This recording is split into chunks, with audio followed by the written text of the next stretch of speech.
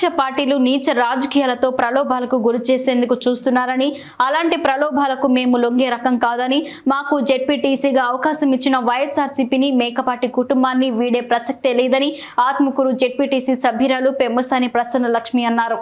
బ్రాహ్మణపల్లిలోని మేకపాటి నివాసంలో పలువురు ప్రజాప్రతినిధులు నాయకులతో కలిసి మీడియా సమావేశం నిర్వహించారు. ఈ సందర్భంగా జెడ్పీటీసీ మాట్లాడుతూ ఆత్మకూరు మండలాధ్యక్షుడు కేతా వేణుగోపాల్ రెడ్డికి మేకపాటి కుటుంబం ఎంతో విలువనిచ్చిందని, మా అందరి అభిప్రాయాన్ని కూడా కాదని దివంగత మంత్రి గౌతమ్ రెడ్డి ఎంపీపీగా అవకాశం కల్పించారన్నారు. పార్టీ మారే సమయంలోనైనా స్వర్గీయ గౌతమ్ రెడ్డి మీకు గుర్తుకు రాలేదా అని ప్రశ్నించారు. అసలు ఒకసారి సర్ప్రైజ్ అనిపించింది. ఎందుకంటే దాదాపు ఇక్కడ ఉండే వాళ్ళందరినీ కూడా గౌతమ్ అన్న టీం లాగిది 2018లో ఇక్కడ ఉండే ఒక్కొక్క ఊరికి ఒక్కొక్క నాయకుడిని ఒక యంగ్ ఉండే వాళ్ళందరూ కూడా రెడీ చేసిన ఘనత గౌతమ్ అన్నదే.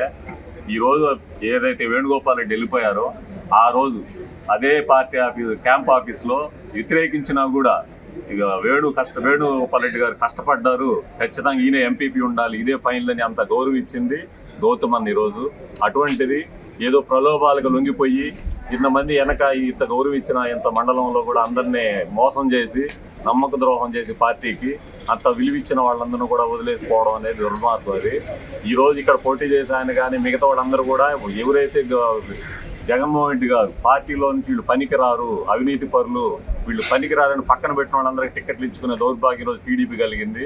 అటువంటి వాళ్ళ కాడికే మళ్ళీ వీళ్ళు పోవడం అనేది ఇంకా వీళ్ళ దౌర్భాగ్యం. అది జూన్ 4వ తేదీ తర్వాత వీళ్ళకి రాజకీయ భవిష్యత్తు ఉండదు. ఖచ్చితంగా జగన్మోహన్ రెడ్డి గారు సీఎం అవుతున్నారు. ఇంకా ఇట్లాంటి వాళ్ళు మళ్ళీ వెనక్కి కూడా తీసుకోరు. నాకు తెలిసి ఇది చాలా దుర్మార్గం అని మేము ఖచ్చితంగా ఖండిస్తున్నాము. దీనివల్ల ఎటువంటి నష్టం లేదు. దీనికి మించి పనిచేస్తాము. విక్రమ్ ఖచ్చితంగా గెలిపిస్తాం. ఈసారి రెట్టింపు ఉత్సాహంతో పనిచేస్తాం ఈరోజు అని మాటిస్తున్నాము. విక్రమ్ రెడ్డి కోసం అహర్నిశలు జూన్ 4 మే 13 వరకు పనిచేసి ఖచ్చితంగా గెలిపిస్తాము. ఇక్కడికి విచ్చేసిన వైఎస్ఆర్ కాంగ్రెస్ పార్టీ నాయకులందరికీ ప్రత్యేకంగా ధన్యవాదాలు. గత 2 రోజుల నుంచి వైఎస్ఆర్ కాంగ్రెస్ పార్టీలో ఏదో సంక్షోభం వచ్చేసింది ఆత్మకూరులో అని చెప్పి చెప్తున్నారు. కేతా వేణుగోపాల్ రెడ్డి అన్న వెళ్ళిపోవడం, ఆత్మకూరులో ఇంకా పెను సంచలనం జరిగిందని అపోహలో తెలుగుదేశం పార్టీ వాళ్ళు సంబరాలు చేసుకుంటున్నారు. అందరికీ ఒకటే చెప్తున్నాం, 2014 నుంచి గౌతమ్ అన్న సైనికులుగా అందరం పనిచేసాం. గౌతమ్ అన్న ఎంతోమందిని యువతని రాజకీయాల్లోకి తీసుకొని వచ్చి తీర్చిదిద్ది ఈరోజు ప్రతి ఒక్కరిని ఒక స్థాయి, వాళ్ళ స్థాయి కన్నా మించి పదవులు ఇవ్వడం జరిగింది. అలాంటి పదవుల్లో అనుభవిస్తూ గౌతమ్ అన్న పెట్టిన, వాస్తవంగా చెప్పుకోవాలంటే గౌతమ్ అన్న పెట్టిన భిక్ష, ఆ భిక్షని స్వీకరించాల్సింది పోయి అది వచ్చిన తర్వాత నేనుగా 10 మందికి పరిచయం అయ్యాను, నేనుగా ఒక ఆత్మకూరు రూరల్లో పదవిలో ఉన్నాను, నేను చెప్తే అందరూ వింటారనే అపోహ ఉంది. ఆ అపోహలో, ఆ భ్రమలో పార్టీ మారడం జరిగింది.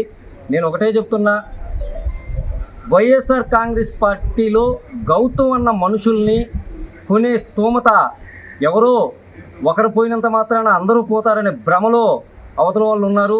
పోతా ఆత్మకూరు మున్సిపాలిటీ నుంచి కూడా కౌన్సిలర్లు పోతారు, కౌన్సిలర్ని తీసుకొస్తాను అని చెప్పడం జరిగింది. ఆత్మకూరు మున్సిపాలిటీ కౌన్సిలర్లు, వాస్తవానికి కౌన్సిలర్లు ఒక్కసారి చూస్తే అందరూ గౌతమ్ అన్న రాజకీయంగా తీర్చిదిద్దిన వాళ్ళే తప్ప ఎవరు సొంత కుటుంబంలోంచి, ఆ రాజకీయ కుటుంబాల నుంచి వచ్చిన కౌన్సిలర్లు ఎవరు లేరు. గౌతమ్ అన్న ఫ్యామిలీలోంచి ఎవరిని ఒక్కరిని కూడా విడదీయలేరు. విక్రమన్నకి కోసం ప్రతి ఒక్కరూ అహర్నిశలో కష్టపడతాము. మున్సిపాలిటీ వాళ్ళ, మా కౌన్సిలర్లకు కూడా నేను ఒకటే చెప్తున్నా, దయచేసి ప్రలోభాలకి పోవద్దు.